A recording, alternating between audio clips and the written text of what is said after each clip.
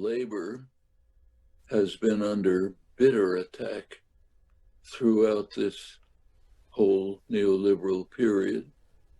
You may recall that Reagan's first action was to attack unions using what were internationally regarded as illegal means.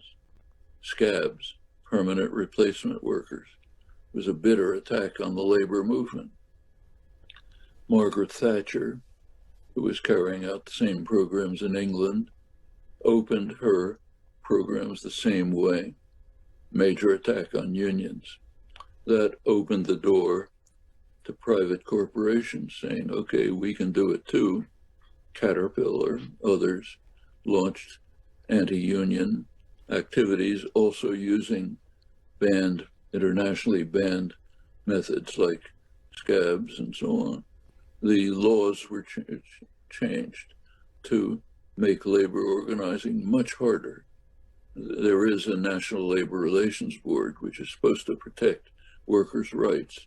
It was defunded, barely functions. Bill Clinton came along, another major attack on labor. The NAFTA, the agreement with Mexico and Canada, was bitterly attacked by the labor movement. Actually, they were in favor of an agreement, but not this one. Labor came forth with a proposal, the Labor Action Committee, proposal for a North American Free Trade Agreement, which would be based on the principle of high wages, high growth. They were seconded by the Office of Technology Assessment, Congress's research bureau, which has since been disbanded. Congress doesn't seem to want independent information, but it existed then.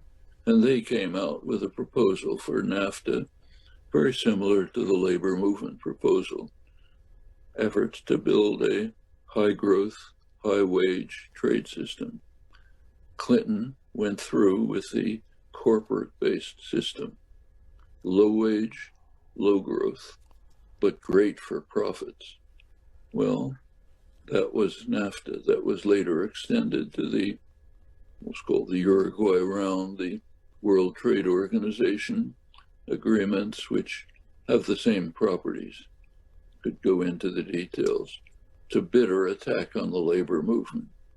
In fact, we have some evidence about how great an attack it was. A couple of years after NAFTA, a study was undertaken under NAFTA rules by Kate Bronfenbrenner. She's a labor historian at Cornell University. Under NAFTA rules, undertook a study of the effect of NAFTA on union organizing. Turns out that the effect was dire.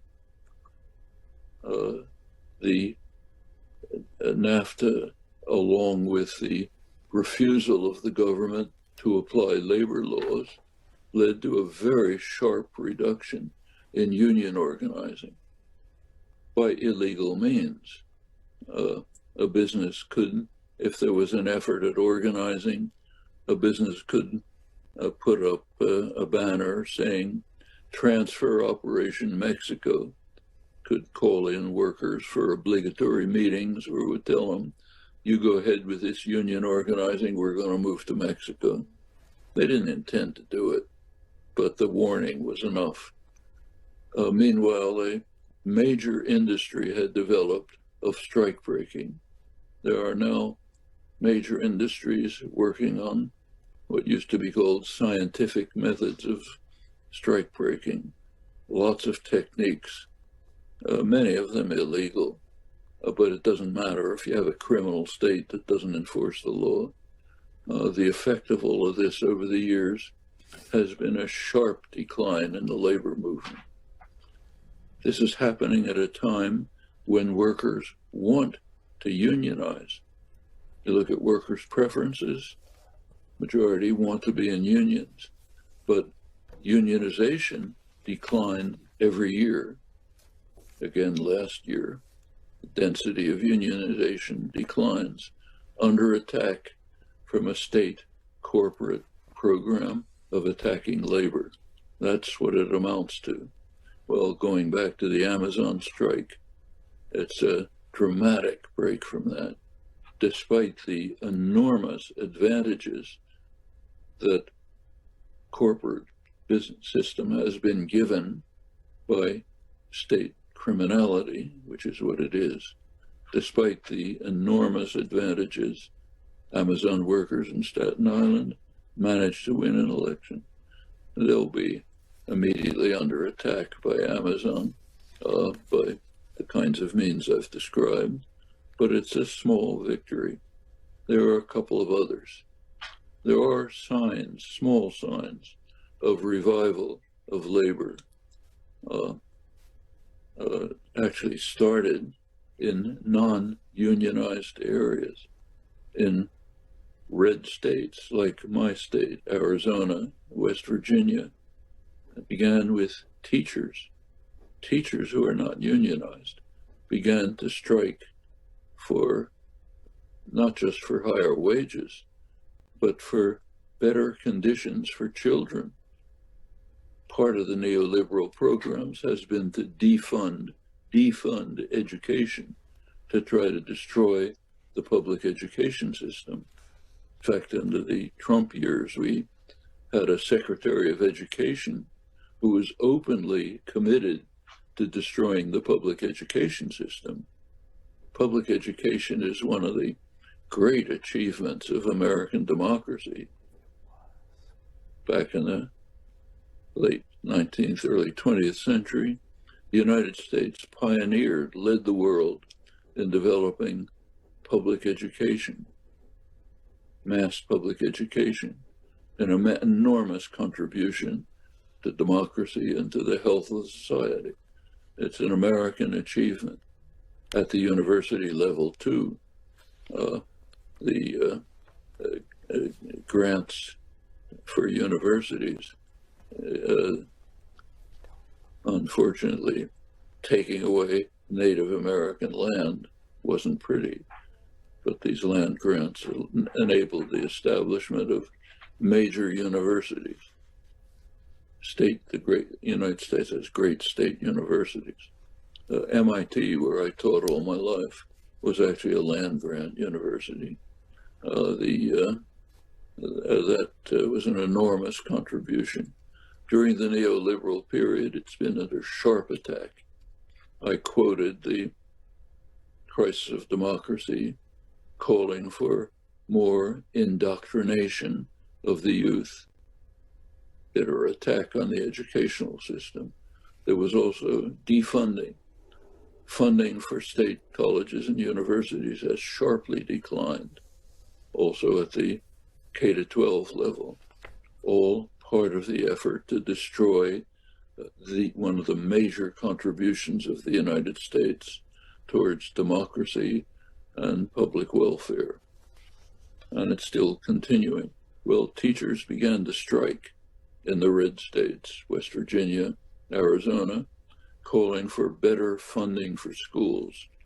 So a teacher doesn't have to sit in front of 50 kids unable to teach because there's no resources and there's no possibility of dealing with the children.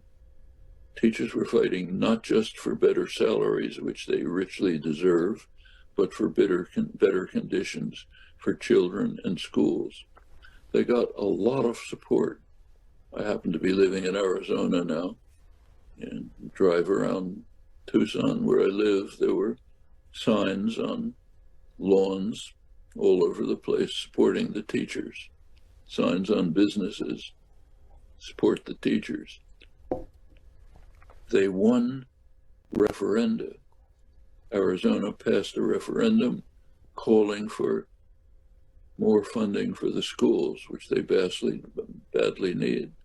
The Republican legislature won't do it. So the battle continues. But this is a major growth of labor organizing, which it has extended to the major labor movement. not enormous, statistically speaking, but there have been scattered victories. Starbucks, there was a General Motors victory. The Amazon is the latest, but there's a long way to go. The National Labor Relations Board has to be reconstituted so that it actually carries out its legal responsibility of defending workers from illegal attacks by business, which have devastated the labor movement since Reagan. Well, the Biden administration has actually been trying to do it, but it's been blocked by 100% rock solid Republican opposition, joined by a few right-wing Democrats, so it can't get through. Just very recently, a very good representative appointment who was pro-labor was blocked.